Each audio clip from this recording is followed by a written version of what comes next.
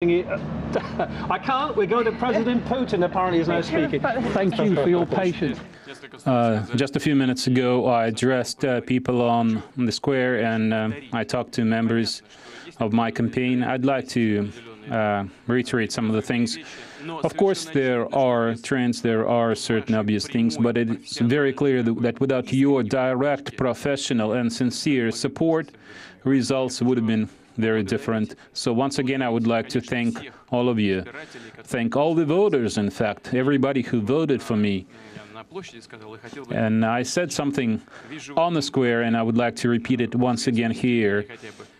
To me, this is a sign that we were able to achieve a lot in recent years, despite difficult circumstances, so people appreciate what we've done. Number two, this result indicates that they trust us. And third, they have hope. It's important to bring all the people together, regardless of who they voted for, because we have very difficult problems facing us. And we have not just to resolve them, but like I said in my State of the Nation address, we need a breakthrough. And we can do that. We have every reason to believe that we will do this. And it's important for us to know that all political forces should not follow their short-term clan interests. They should think about the whole nation. Yes, we can have different approaches, but I would like everybody to have a sincere desire to achieve good results in difficult circumstances that we live in. And for that, it's really important to me, and in fact to our whole team. I think it's very important to continue working together like we did. Of course, each one of us will be working in his own circumstances, his or her own circumstances, but this doesn't matter whether we are officially a member of some institution or not. What really matters is that we should be aware of the great challenges facing us today, and we have to overcome those challenges. We have to accomplish what our country needs today, and I really hope that we will keep working together. You know, when I was on the square a few minutes ago, somebody shouted in the crowd saying, "We are your team," and I was very pleased. I said, "I'm also a member of our team.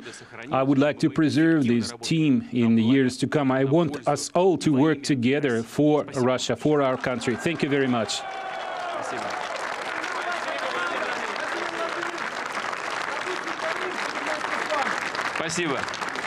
Thank you. Thank you. Once again, I would like to thank all of you. The best of luck to all of you. Thank you. Thank you very much. Yes, we are.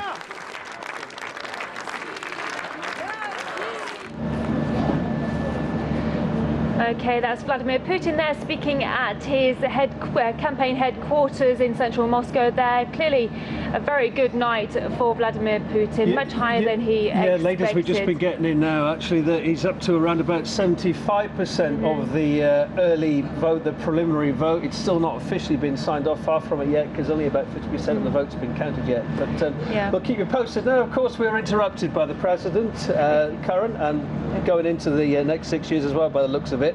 In the middle of our chat with Alexander Prosvirakov, been very patient. Thank you very much. President of the White House Capital Investment Company. Thanks for being with us. Where were we? I've forgotten. I know. Sanctions. Sanctions. And we were talking about how sanctions, they're a huge story. There's a lot of strong feeling about them, but the financial sanctions against Russia, how much of a headache is that for companies like yours, an investment company? They may cause trouble. If there are sanctions imposed to the Russian debt instruments that we heard the talks late last year about it, this could hurt because more than 30% of the holders of the Russian debt are foreigners. And if there are sanctions imposed, they will have to sell the holdings, and this will make the Russian cost of funding rise. We don't see this realistically happening this year if nothing bad happens. But the current sanctions don't really hurt, as we can see. Alexander, I'm going to have to leave it on that one because now President Putin's given a press conference. All right. I love your humour. All right. Let's go back to it, because it's important we hear what he's got to say. Let's go straight back.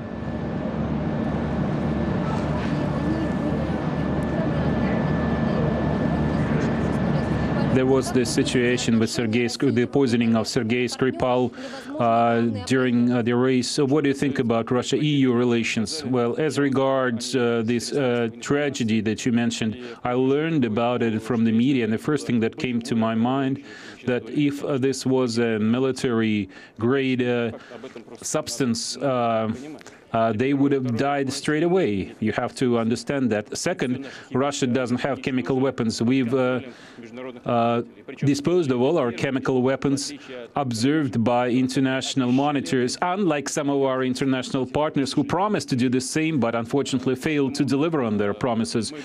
So, we are ready to cooperate, and we said as much straight away. We are ready to participate in the investigation, but in order for us to do that, the other side has to show some interest as well, and but we still are open to work together on this matter. And I think everybody understands that it is nonsense and it's absurd to claim that Russia can do something like that immediately before the presidential election and the World Cup. It's just unthinkable still, despite all these difficulties. We are ready. We are ready to work together. We are ready to discuss any matters and overcome any difficulties.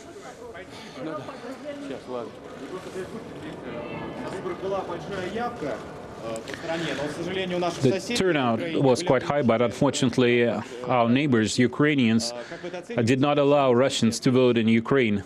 What do you think about that, and how can Russia respond? Oh, it's awful. It's a violation of all international norms. Russia will not respond in any way. To us, Ukrainian people, they're our brothers, I've always said, so we won't respond with any restrictions. On the contrary, we'll do everything we can that Ukrainians feel at home in Russia.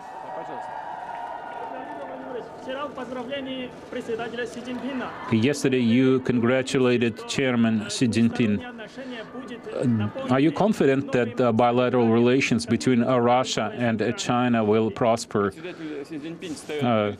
Chairman Xi sets ambitious goals for China. He wants to develop his country. We wish the best of luck to the Chinese leadership and the people of China. There are some ideas like the Silk Road and the economic component of the Silk Road. I don't want to talk about the specifics of our cooperation, but we think that this initiative is quite compatible with our projects. We want to build a Eurasian Economic Union. We want to develop our Eurasian cooperation in an expanded sense of the term. And our interests coincide, they converge. We have a lot of things on which we could work together, and we'll do that. China is our strategic partner. The level of relations between Russia and China is unprecedentedly high. We are proud of it, and we treasure these relations. So we congratulate Chairman Xi on being re-elected, and we are confident that China, led by him and Russia, will do everything they can to further develop Russia-China cooperation. TASS news agency, when will you nominate new members of your cabinet, before Inauguration Day or after? Well, the standard practice is the president appoints the new government, the new cabinet, after he enters office. So I will have to consider a few things. First, I think all the appointments will take place after Inauguration Day. I would like to clarify, do you have somebody in mind for Prime Minister? Will it be Dmitry Medvedev or somebody else? And are you going to launch a constitutional reform during your new term? Maybe. No, At this point, no constitutional reform is on the table. As for Prime Minister and the cabinet in general, I'm thinking about candidates, but I'll start thinking specifically from today, because I had to wait for the results, but all announcements will be made after Inauguration Day. Что вы думаете по поводу возвращения США на доктрину Монро в Латинской Америке? Еще раз. What about the United States in Latin America? Доктрина Монро в Латинской Америке. The United States has reinstated the Monroe Doctrine in Latin America. Well, we know about history. We know it's a history of gunboats and political pressure on Latin American countries, but I really hope that the current U.S. administration, they have a chance, and I hope that they will take advantage of it. They will be able to renew their relations with Latin American countries based on equality and mutual respect. We want all continents, countries on all continents, to develop their relations in a positive way. And the last question, Bloomberg News Agency, do you think it would be possible for you to return as president in 2030 if you change the constitution in 6 years? This is ridiculous, what you're saying. Let's just do the math. Do you expect me to stay here until I'm 100 years old? Of course no. No. Do you have any plans to meet with other candidates? Yes, I do. I don't know when. We'll see. My staff will contact them and we'll make I will invite them. All of them? Yes, all of them. So what will happen in the next 6 years? Will it be a new Vladimir Putin or the old Vladimir Putin? Well, you know, everything changes with time. Thank you. We all change. Okay, Vladimir Putin speaking yet again, fielding questions from some of the correspondents there. Cheeky one at the end saying, would you change the constitution to be in power till 2030? Hey, that's looking ahead a long way, and he brushed it off.